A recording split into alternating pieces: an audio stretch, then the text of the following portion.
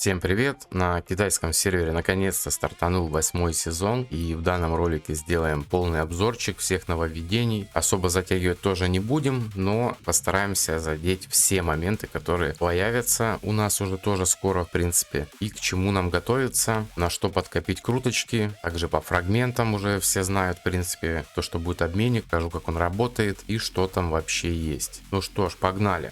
Если вы хотите поддержать канал, вы можете просто осуществлять свои внутриигровые покупки по моей ссылке в описании под каждым роликом по очень выгодным ценам, за что вам буду весьма благодарен. И также внутриигровой магазин, в ежемесячных наборах вы можете ввести мой код создателя и получать за это каждый месяц бесплатный гелиолит.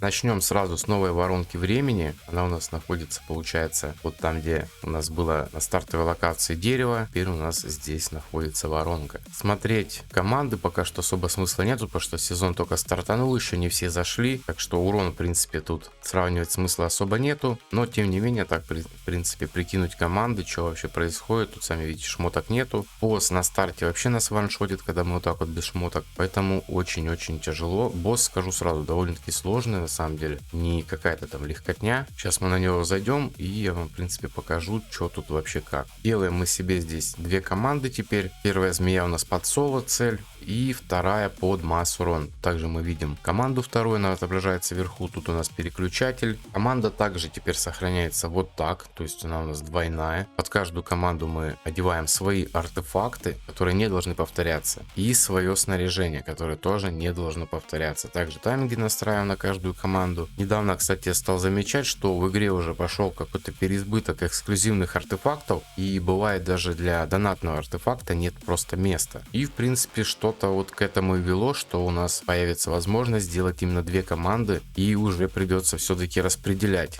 артефакты, то есть у нас уже не будет переизбытка какого-либо, а нам наоборот придется думать, кому что правильно дать, как команды составить, потому что, допустим, у нас два артефакта на разлом, это останки ведьмы и, соответственно, раковина. Нужно будет уже от этого отталкиваться, в какую команду дать то или иное снаряжение, тот или иной артефакт. От этого будет и зависеть, какая будет команда у нас вторая, либо мы будем от второй отталкиваться и думать, какая у нас будет первая. Вот, а так, в принципе, вкратце сейчас покажу. Меня быстренько тут сейчас ваншотнут, потому что я без снаряжения. Также петы тоже. На каждую команду свой пет. Команда тут, конечно же, у меня бомжатская. Получается, запускаем бой. Тут начинается сразу замес, и меня просто убивают. Кстати, раньше на первой воронке такого не было. Даже если мы без снаряжения обзашли, нас бы вот так вот не ваншотнули. Особенно на масс-уроне. У меня даже олень там не успел даже вздох сделать. Просто команду всю снесли. Вот у нас теперь так отображается. Даже под Манелиса успела что-то там стрельнуть, потому что команду, которая вообще прям на самом старте ваншотнули, получилось нанести больше урона, нежели у неустрашимости. Хотя они хотя бы там несколько тычек успели сделать. Это что касаемо у нас новой воронки. Конечно, прикольно, да, что-то сложное, да, но мне кажется, это что-то интересное все-таки. Давайте посмотрим также награды, которые тут дают. Тут у нас добавились осколочки, сейчас тоже покажу. То есть фрагмент на эксклюзивку никуда не девается, но теперь еще и дают 4 фрагмента для обменника.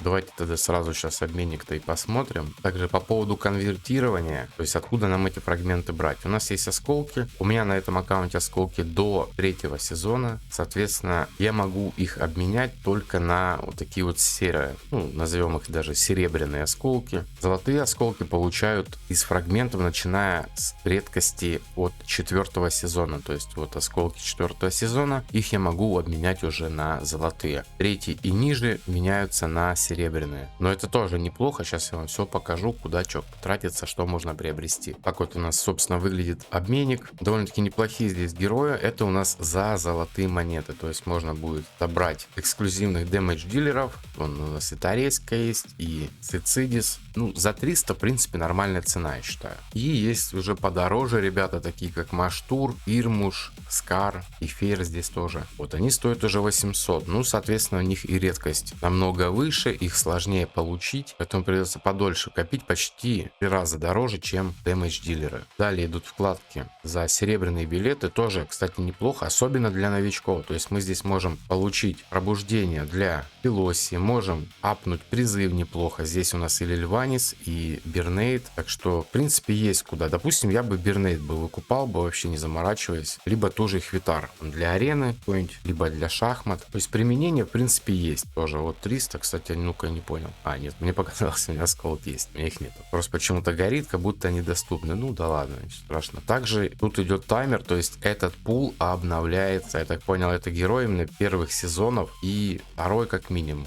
Ну и скорее всего третий, потому что именно осколки третьего сезона меняются тоже включительно на вот эти серебряные осколки. Так что скорее всего будут пулы обновляться. Вот тут раз в 2 недели, я так понимаю, это будет сброс происходить. Ну тоже неплохо ждем. Допустим, подходящего героя меняем. В таком случае я бы, наверное, даже Флору бы здесь дособирал. Типа, а почему бы и нет? Флора тоже прикольная. Флора, Чорок. Дикость иногда вот играет все равно. Так что тоже как бы есть куда потратить данные осколочки. Ну и для любителей таких вот острых ощущений можно, кстати, купить именно сундуки выбора. Конечно, делать бы этого не советовал, но тем не менее, если кому-то просто какой-то герой принципиально, ну не падает и все. То есть можно будет купить сундучок выбора, как за серебряный, так и тоже за серебряный, но в количестве 2 штук. То есть 2 с саппортами, ну саппорты такие себе, только если какой-нибудь там ога, когда собирать у кого нету. А так остальных бы я бы не советовал тратиться. Так, и здесь что у нас из полезного? Ну кому-то Синтреля там не падает, да. Вот можно Синтрелю, допустим, выбрать, Ларентиль, Алтон, ну и на этом, думаю, все. Проклятый Линкас, у которого там уже у всех, наверное, куча дублей, кто ауру крутил. Вот это что касается обменника. Также по артефактам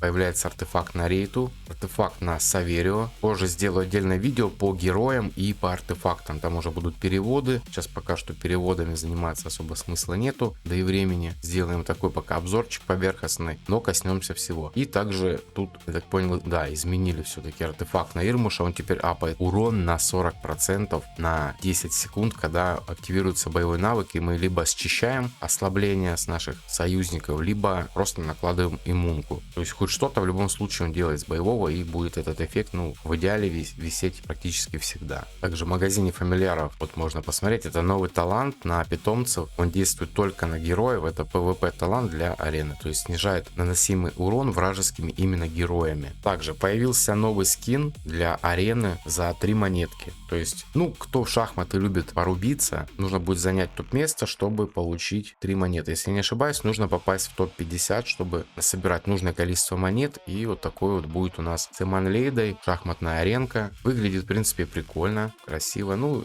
типа, а чё бы и нет. Тем более за игровую валюту, которая достается в шахматах, для тех, кто, соответственно, любит играть в шахматы, довольно-таки прикольно, я считаю. За монетки пропусков, в принципе, сундучки вообще не обновлялись. Вот какие они у нас есть на данный момент, такой же пул героев, в принципе, здесь и остался. Что первых, что вторых. Да, вообще без изменений. Сезонные сундучки тут, в принципе, хотя вот сколько раз делал обзорчик, они почему-то всегда отличаются с глобалом. Нас уже сколько раз опрокидывали с вот этим героем сияния, но если сейчас зайти в предпросмотр, то, ну, в принципе, он наконец-то там появился, его можно будет у нас наконец-то купить. Также посмотрим, что у нас на следующий сезон за золото дают. Ну тут уже будут награды за героя слияния, получается, 6-го сезона. Вот этот герой молнии у нас был. Так, больше, в принципе, тут ничего интересного. Далее, боевые пропуски. Тут у нас появляется награда скин на Гуинавивр. Это уже сейчас показываю 3-го уровня скин. А так первый уровень выглядит у нас вот так. Ну, в принципе, тоже уже симпатично, прикольно. Почему бы и нет. Тем более герой играбельный. Постоянно его используем, те, у кого он есть. Далее нам дают вот такую аватарку анимированную. Кстати, рамку мне здесь дали, я даже не помню за что, но она у меня есть. Это вроде до окончания сезона, но с ней так вроде прикольно сочетается. И 3-й уровень уже у нас тут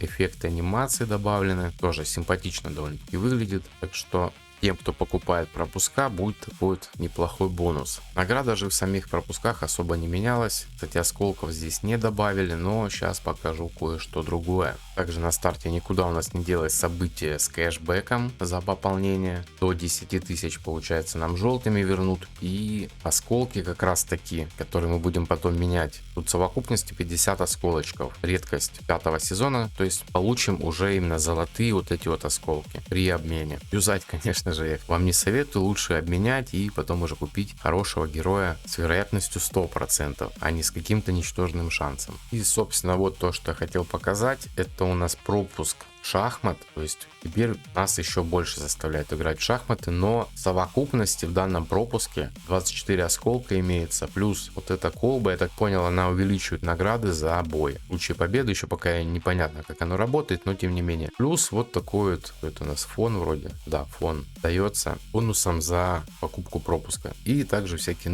новые, причем эмотиконы для тех, кто любит там в чат что-нибудь пописать, вот тоже. А так, в принципе, ну, само количество нормальное. По геликам, плюс для связи стихии шахматной, для прокачки сундучка валюта тоже немаловажно. Так что, ну, в целом пропуск неплохой. Так, вот это фиолетовый, я так понял, это именно скин для шахмат. Вот так вот он будет выглядеть, эпического качества, но тоже прикольно. Также в шахматах, соответственно, появились новые главы. Тут у нас можно заметить ледяной взрыв, горение и разъедание. Также по аналогии, как у нас открывается призыв, сбор и удар молнии, разу 3 в день на выбор, также будут открываться и новые. Также ветка наград, скорее всего, увеличена. Не помню сколько там, она бесконечная, что ли. Ну, по-любому рассчитана именно на максимальную прокачку. Также в шахматах у нас расширена здесь линейка наград, плюс добавлены новые артефакты. Вот они где-то были, ладно. Тут у нас появилась еще способность новая алхимия. Что она конкретно делает, пока фиг знает. Это уже разберемся по факту, когда у нас выйдет обновление. Ну, либо на тестовом сервере, либо таки быть потом сделаем перевод.